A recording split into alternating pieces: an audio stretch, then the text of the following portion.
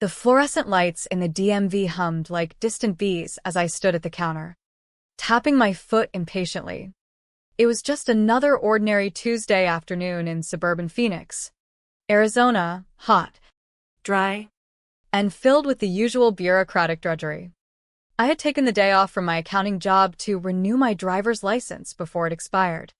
The clerk, a middle-aged woman with tired eyes behind thick glasses, finally looked up from her screen after what felt like an eternity. Ma'am. "There's an issue here," she said in a flat, emotionless tone. "You can't renew your license because you're listed as deceased." The words hung in the air, absurd and impossible. I blinked, leaning forward as if the distance between us had caused a misunderstanding. "Excuse me? I'm standing right here, very much alive." My voice came out higher than intended, laced with nervous laughter that didn't reach my eyes. She turned the monitor slightly toward me without a hint of sympathy. There was my full name, Emily Thompson, date of birth matching mine exactly, and the stark declaration, deceased 2 years ago, accidental drowning in a local lake. A scanned death certificate filled the screen, complete with what looked suspiciously like my own signature on the bottom. My stomach dropped. My heart hammered against my ribs, so hard I worried the clerk could hear it. "This has to be a mistake," I insisted, my palms suddenly slick with sweat. "A clerical error or identity theft or something. I'm Emily Thompson. I live 5 miles from here. I filed taxes last year." The clerk shrugged, already reaching for the next person's paperwork. "You'll have to take this up with the county recorder's office or vital records. Here's a printout of the certificate. Next in line, please." She slid the paper across the counter like it was a grocery receipt, not the erasure of my existence. I snatched it and stumbled out into the blinding Arizona sun, the heat hitting me like a wave. My legs felt unsteady as I sat in my car, staring at the document. Emily Thompson, deceased. Cause, drowning. Filed by Rachel Thompson, my younger sister. The name stared back at me, stirring up a storm of memories and confusion. Rachel and I hadn't been close for years. Not since our mother's death 4 years earlier. Mom had left us the family home in the quiet neighborhood where we grew up, intending for us to share it or sell it together.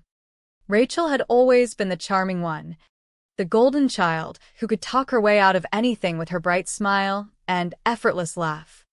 I was the practical older sister, the one who handled the bills and the hard conversations. Our relationship had frayed after Mom's passing, arguments over inheritance, accusations of favoritism, but I never imagined betrayal this deep. Back at my modest 2-bedroom house, the one I had bought with my own savings after the divorce 5 years ago, everything felt alien.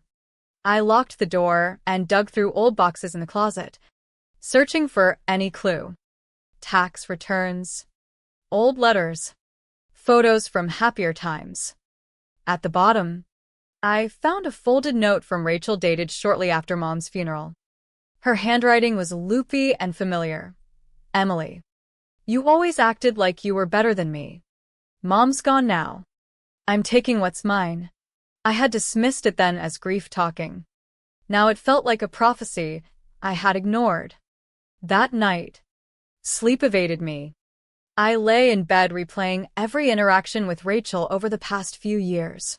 Her sudden distance, the vague excuses about moving on, the luxury vacations she posted on social media that seemed beyond her means as a part-time real estate agent.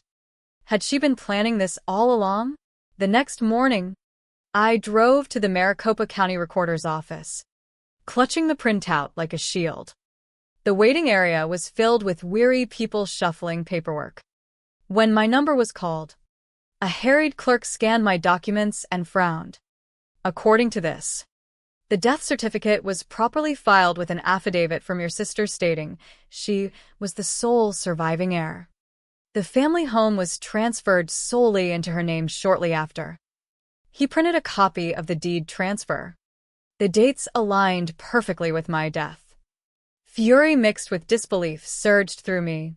That house held our childhood, summer barbecues, holiday decorations Mom painstakingly hung every year. It was supposed to be ours together. Rachel had erased me to claim it all. I left the office in a daze, the world around me blurring. How many other parts of my life had she dismantled? My bank accounts still worked. My job was intact. But the license issue was just the tip. What about Social Security? Health insurance?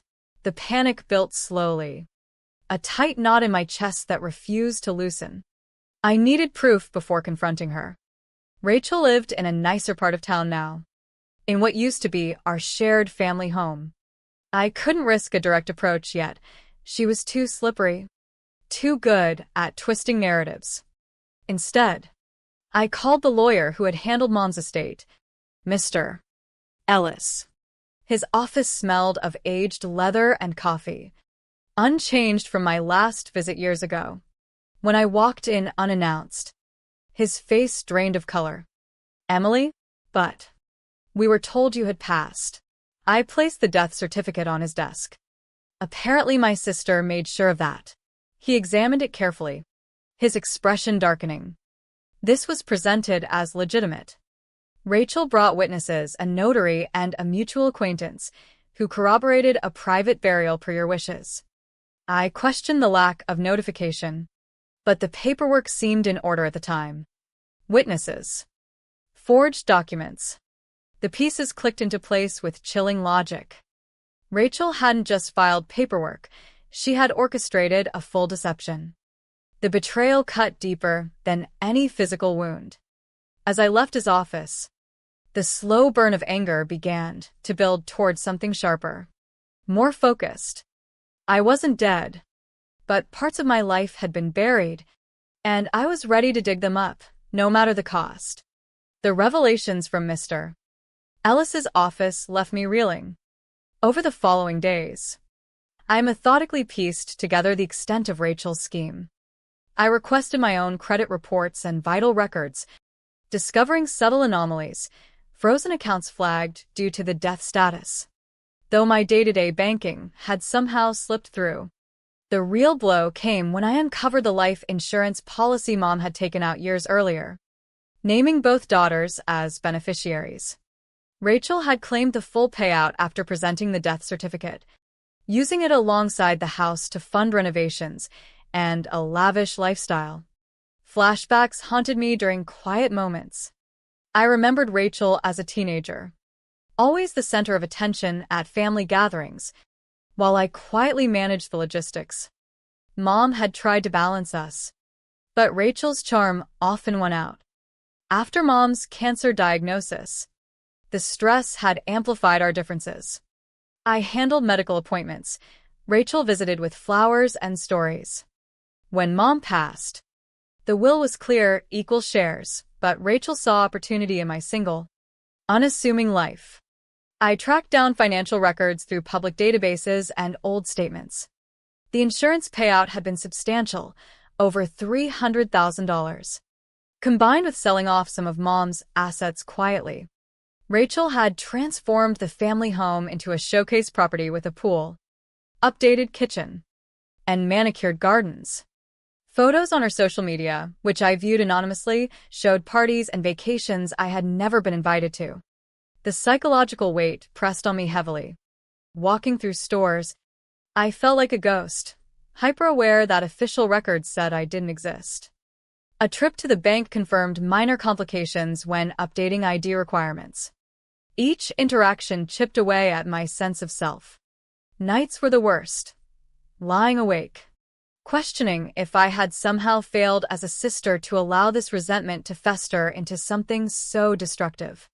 Determined to build an airtight case, I visited the deeds office again for deeper records. The affidavit Rachel submitted claimed I had no living relatives contesting and that she was the sole heir due to my passing. No contest had been filed because, legally, I was gone. I collected copies of everything, noting notarized signatures that didn't match known witnesses perfectly. Next, I located one of the supposed witnesses, an old family friend named Thomas, who had known us since childhood. Meeting him at a quiet coffee shop, I watched his face pale when I showed the death certificate. Emily, I thought you were really gone.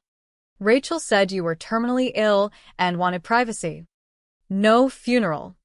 She was convincing, brought documents. I trusted her. His admission confirmed coercion.